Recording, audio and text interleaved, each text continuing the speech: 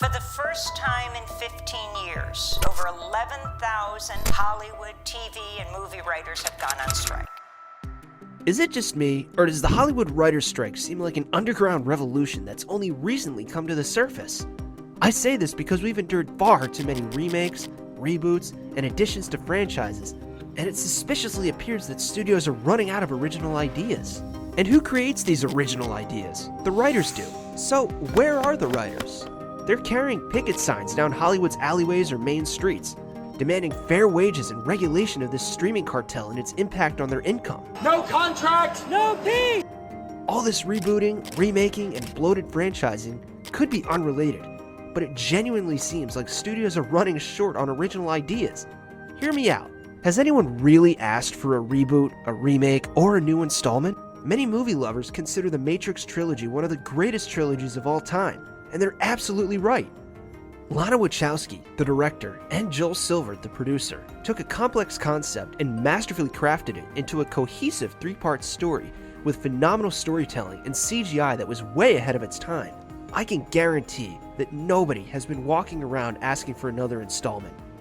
What they delivered, culminating with the Matrix Revolutions in 2003, did justice to the story. It might have left some feeling that it could have been pieced together better, but isn't that the magic of a good story? It leaves you with alternate endings in your mind, sparking conversations that endure for decades. Universally, we were delighted to stamp this trilogy as part of the Movie Hall of Fame and only refer to it with praise and great memories.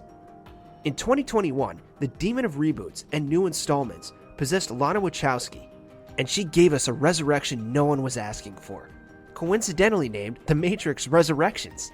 The timing was exciting, emerging from the unfamiliarity of lockdowns and the dark shadow of death and gloom cast by COVID-19, and we were all seeking comfort in familiar places. The trailer was intriguing, but we watched with anxiety, fearing it might tarnish a good legacy and the great memories from our childhoods. When the movie finally arrived, the 5.7 rating on IMDb, the 3.7 on Amazon UK, and the 63% on Rotten Tomatoes provide a more generous indication of how underwhelming it was.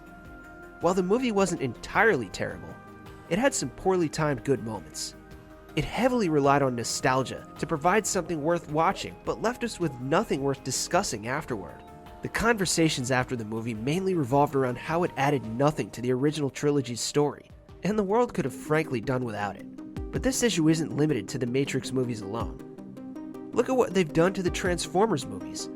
The Shia LaBeouf trilogy remains the standout collection of the outer space robot cars, a fond memory for many of us. However, when director Michael Bay directed the reboot/remake with Mark Wahlberg, it felt like a forced marriage, where you had to follow through because you'd signed on the dotted line, even if you knew it wasn't meant to last.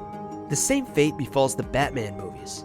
If it's not Christian Bale, I don't know or care who your Batman is. What I'm wondering today is whether this trend of reboots and remakes genuinely works, or if it's simply a lazy strategy to profit from the legacies established by the original movies. What studios may fail to acknowledge is the cult following these franchises build. When the first movie is great and promises a sequel, audiences become emotionally invested. They expect subsequent installments to match or surpass the original, and if that's too tall an order, perhaps it's best to leave it alone. However, when a remake, reboot, or new installment is done well, it's always delightful. In 2022, Tom Cruise treated us to a fantastic new installment of Top Gun Maverick, 36 years after the original. It was so good that we forgave him for the 2017 remake of The Mummy, which was an utter waste of everything that went into it. That leads me to another point of discussion: budget and deliberate effort. Top Gun Maverick is undeniably one of the best recent movies. The writers struck the right balance, infusing just the right amount of sentiment from the original film into a story that felt both familiar and captivatingly fresh and modern. From visuals to the stunts and the CGI, the deliberate effort to dedicate financial, human, and technological resources to the new installment is pleasantly evident. Top Gun Maverick is not one of those movies where the studio rushed to cash in on our nostalgia. They understood the weight and the cinematic juggernaut the original movie was, and they executed with the utmost respect to what it means to the world of film. In a wholesome way, it was an homage paid in the right currency and amount. Several others have achieved this level of success. Denis Villeneuve's Dune reboot from 2021, for example, was brilliantly executed. The original film dates back to 1984, and for many viewers it's a distant memory, if it's a memory at all. With an estimated budget of $165 million, A-list casting, carefully chosen locations, top-tier CGI, and the final product, it's difficult not to appreciate the deliberate effort involved. Then there are those that stand as absolute masterpieces. Although this next example isn't a movie, The Office US excelled in its remake. Michael's memes remain top tier, and it's astonishing how relatable and entertaining it still is, a decade after its last episode aired. Andy Serkis's portrayal of Caesar in the Planet of the Apes trilogy he led in 2011, 2014, and 2017 is another masterclass. His performance was so compelling that you could watch him as Caesar for hours, with CGI of course. There are numerous examples of successful movie reboots and remakes, but listing them all would stir up more chaos than clarity in the comments section. A few more perhaps though. Tom Holland has excelled as Spider-Man, and the casting for Spider-Man actors, from Tobey Maguire to Andrew Garfield and now Tom, has always been spot on. Despite Andrew Garfield's movies not receiving the same critical acclaim, or a trilogy, they served their purpose and paved the way for a Spider-Man integrated into the MCU. Tom Holland's portrayal arrived at the perfect time. Speaking of Marvel, there's still an ode apology for 2015's Fantastic Four. And Spider-Man's mentor, Iron Man, Robert Downey Jr., also owes us an apology for the 2020 Dolittle remake. When they told the entire cast and crew that they were shooting Dolittle, they took it literally to do little to bring anything memorable to the screen. This brings me to a worrisome thought. A young actor is out there being groomed by fate and bad luck to play Tony Stark when Marvel inevitably remakes Iron Man several years from now. Don't do it, young actor, sir. Just don't. To review all of this, there appears to be a recipe for successful remakes. Budget, deliberate effort, and timing are the key ingredients. Despite their apparent simplicity, many remakes have fallen short and insulted our cherished memories. The quick buck and nostalgia exploit needs more than a generation that studios believe is willing to pay for a modern adaptation. For instance, the Lion King live-action adaptation was unnecessary and irksome. The portrayal of Mufasa as an actual lion was scarier than pleasantly realistic. And Simba lost the adorable charm of his animated counterpart.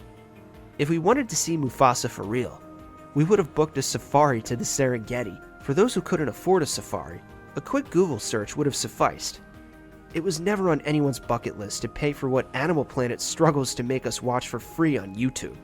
As for Coming to America, it seemed like nobody, literally nobody, asked for this mediocre attempt to reunite the old crew for a quick payday. It felt like a shallow stereotype that irritated more than an itch in the middle of your back that you can't reach. However, there exists an elite class of movies that have mastered the art of franchising and rebooting with finesse.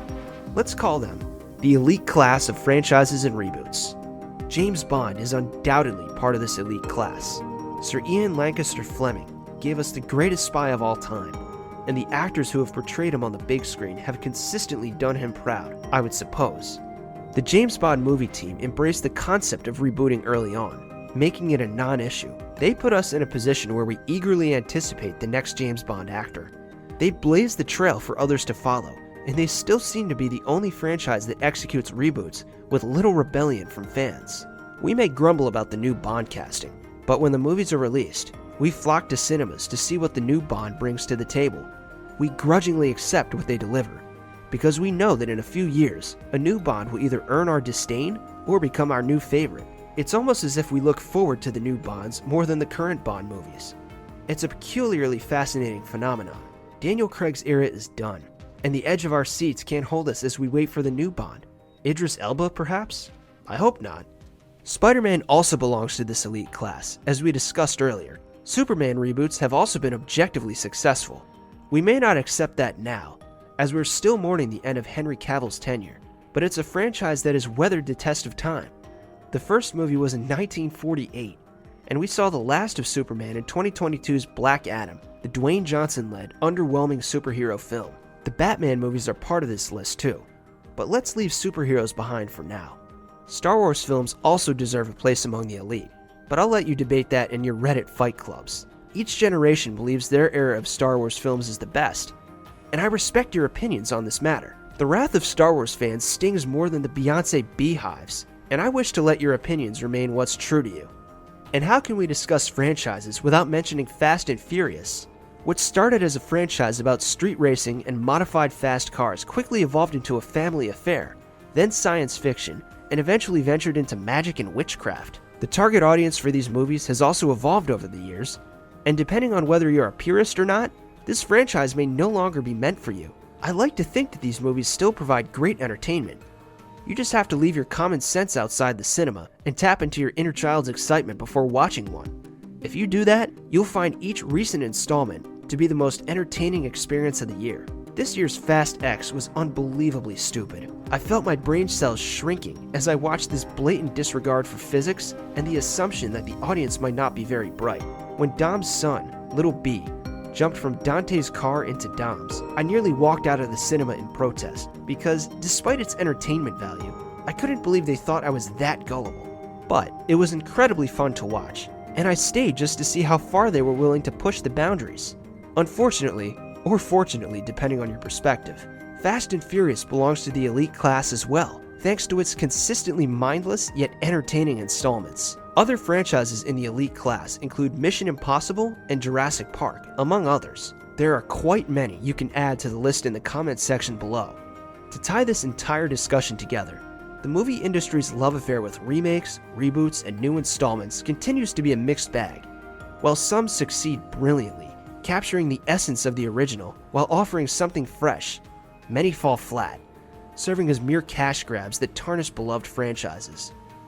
As audiences, we must remain discerning and demand quality and creativity rather than settling for recycled nostalgia.